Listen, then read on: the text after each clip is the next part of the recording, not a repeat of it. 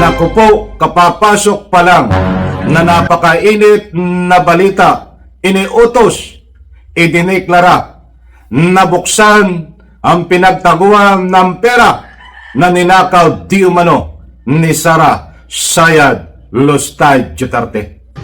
Alright, welcome back to my YouTube channel. I'm Andy's Vlog.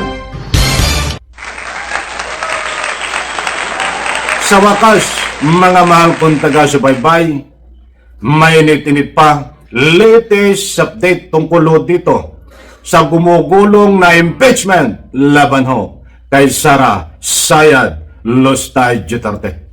I-like muna natin ang video na ito kung nagustuhan nyo po. Please subscribe my YouTube channel. Marami ang natuwa at umiiyak ang mga didiles at DDS dahil dito sa biglang inotos ay pinagtulong-tulungan na ho, dinaampas sa butuhan, ba't iisa ang humarang at karamihan ho ay pinag-utos na buksan ang pera na pinagtaguan ng nakaw di umano na ito ay pera ng taong bayan na ninakaw di umano ni Sara Sayad Lustay Duterte. Mga kaibigan, hindi po ito fake news. Importanteng mahalaga. Huwag nyo pong kaligtaan, panoorin, pakinggan ng ibabahagi ko po sa inyo. Nakaw, ito na ang ginaganong ko.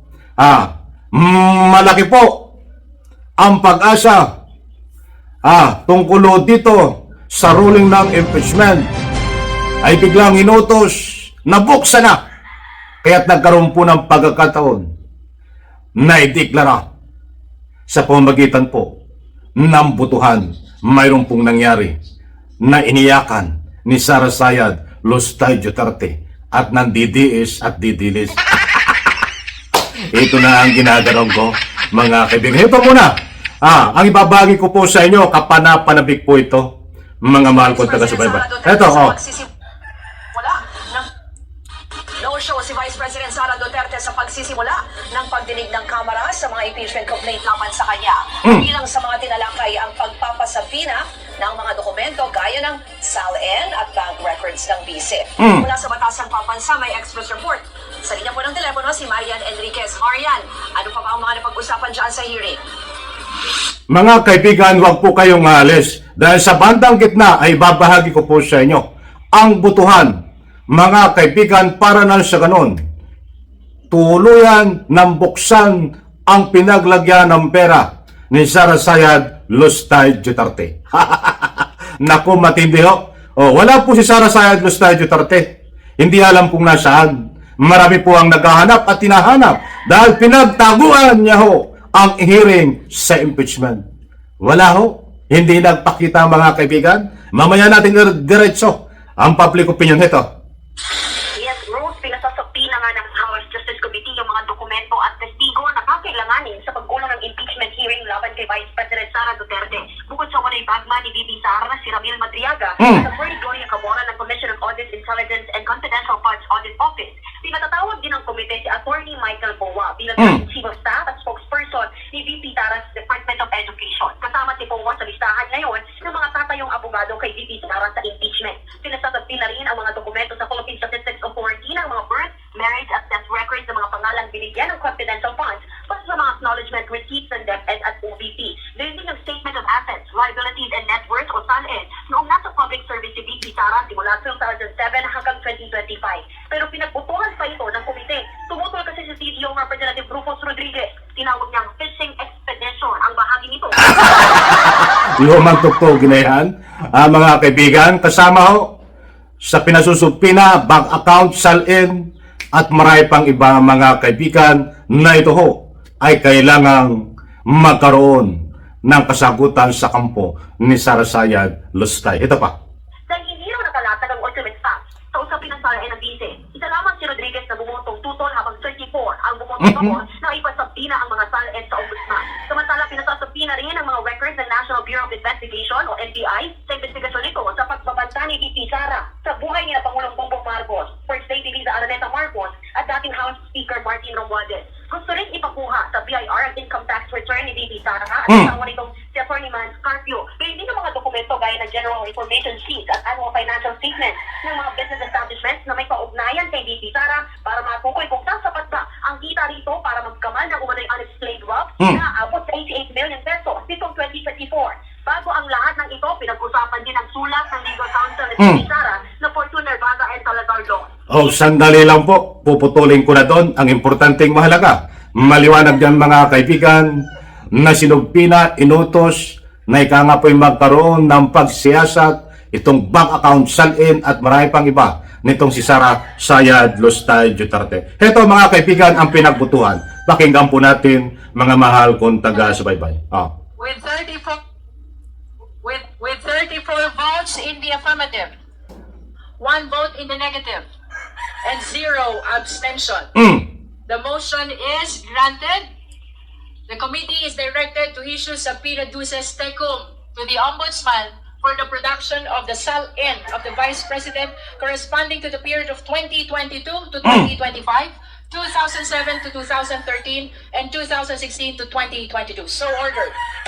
Ayan na, mga kaibigan, hindi po tayo nagpapakalat ng anumang fake news.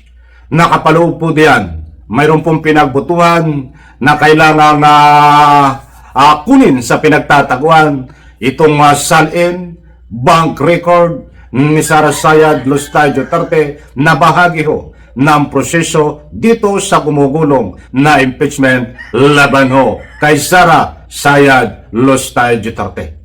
Maliwanag ho, maliwanag pa sa sabaw na mainit na biglang inutos na dumaan sa legal na proseso na kailangan buksan ang pinagtataguan ng pera di umano na ninakaw ni Sara Sayad Lustay Duterte sa pera ng taong bayan, sa pera ng Republika ng Pilipinas. Yung iba ay tinatawag na confidential funds. At ito pa ang mas matindi.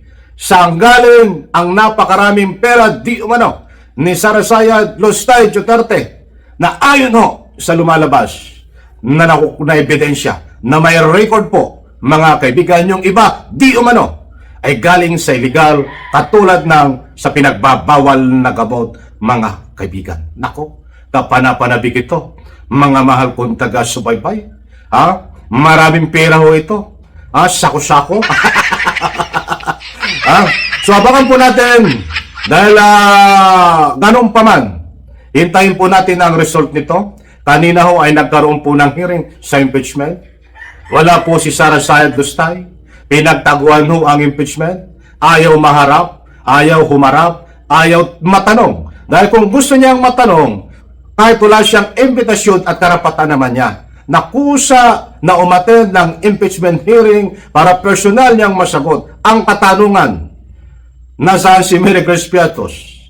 Saan mo tinago ang pera di umano na iyong ninakaw? Dapat personal niyang masasagot yun na kanyang ninakaw di umano.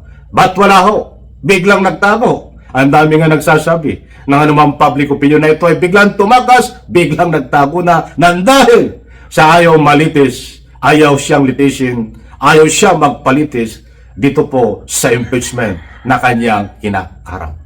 Kapanapanabik mga kaibigan, magkano ang laman ng kanyang tinatago sa baon na kayamanan? Mga kaibigan, lalabas lahat, mga mahal kong taga-subaybay, kung magkano ang laman na yan ng kanyang baon na nakasako na pera. Lalabas mga kaibigan sa ruling ng impeachment. Mga kaibigan, dahil yan ho ang gagamitin din. Isa sa matitibay na ebidensya. Halongkatin kung talagang may katotohanan. Kung magkano ang laman. Sa palagay niyo kaibigan, magkano ang laman ng tinatagong nakaw na yaman di umano ni Sara Sayad Lustay Duterte? Abangan po natin sa comment section. Pwede po kayong magbigay ng anumang public opinion. Kaibigan, isang like, isang share sa video na ito.